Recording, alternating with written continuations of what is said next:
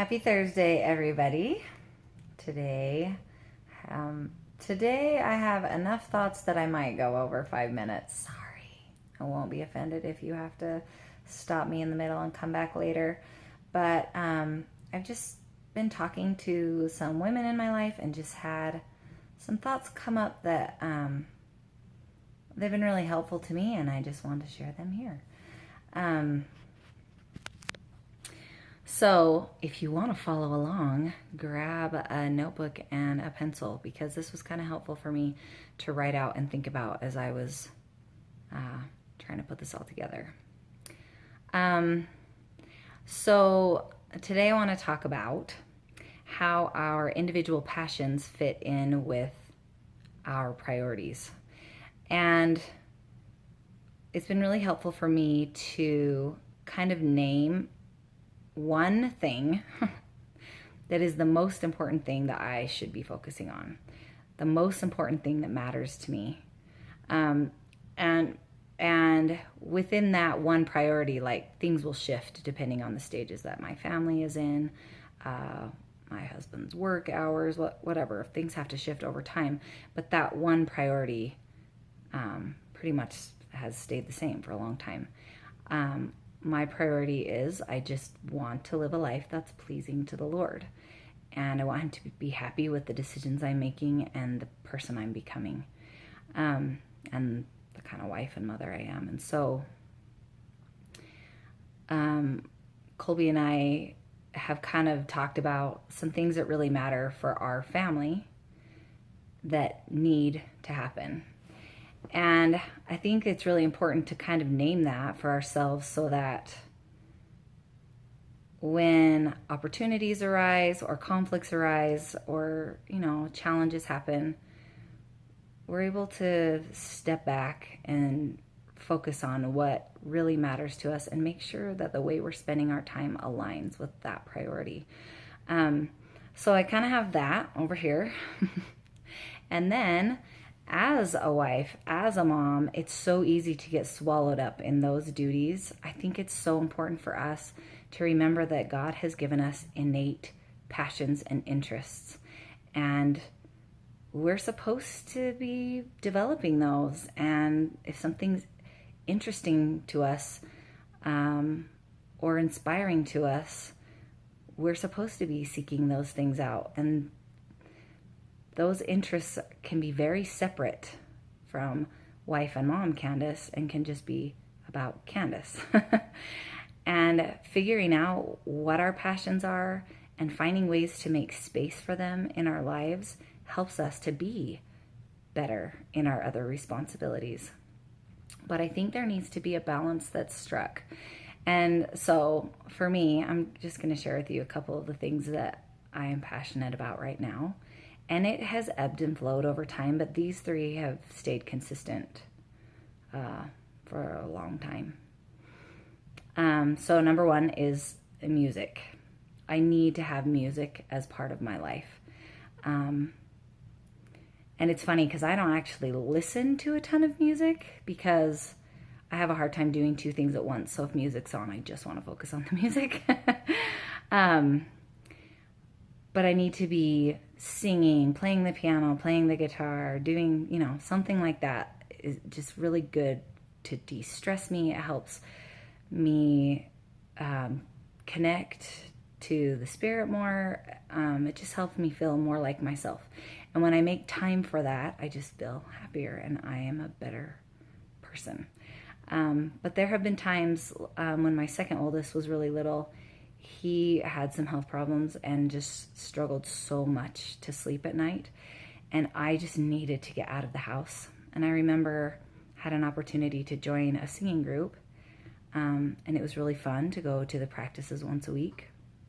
But it wasn't syncing up well with my family's schedule. There were performances all over the place. Practices happening at times that weren't convenient for me. And it was just becoming a big drag on my family, and it wasn't fitting in.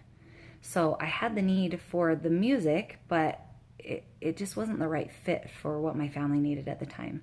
So I needed to make a change, and I was able to gather some friends together who are in the same season of my life And we met after we put our kids to bed, which would not work today because I pass out when my kids go to bed now. But, and it was just, we got together and learned beautiful music, and we would sing it on Sundays every once in a while. And it totally fit the need, but also fit with my family circumstances. Another passion I've had for the past several years is learning about just kind of health and nutrition. And I love studying the scriptures that have to do with how God has asked us to take care of our bodies. I mean, he designed them, so it makes sense that he would know how to take care of them. And then just learning about how science is starting to understand what God has designed. And I know that when I eat certain ways and take care of my body certain ways, I feel better. But I also know that when I spend lots of time looking at videos and pictures of women who are in perfect shape and have bodies that my body will never be able to mimic no matter how much I exercise, that's not good for me, and that doesn't make me feel better. So can you see the correlation happening?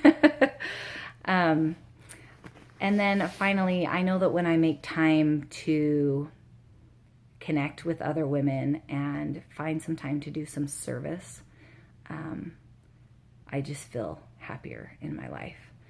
But then there are times that I feel guilty if I need to say no, or I might put my family's needs aside for wanting to help someone when really they needed to come first, and finding that balance is important too.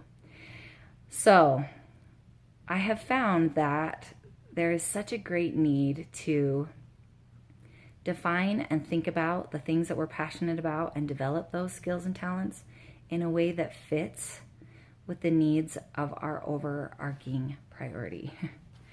And that's a constant, I don't want to say battle, but just there needs to be constant touch points of figuring out how things fit and making adjustments so that the thing that matters most to us doesn't suffer because of some of these other interests that are also important but need to fit within what matters most. And writing that out has really been helpful for me to recognize and to kind of just set some boundaries for how I want to make these things fit with the needs of my family and the needs of my relationship with my spouse and my personal needs. So I'm interested to know, what are your passions? I mean, just off the top of my head, some of you are amazing at math and numbers. Some of you are so creative in performing or painting or making wreaths or cute cards. Some of you have this quiet way of being able to just find who needs some love and attention, and you just make them feel special. There's just so many different ways that we all have these little lights in us that make a difference in each other's lives. And I think it's also important, so many times as women, we might feel like, oh, we don't fit the mold. There is no mold.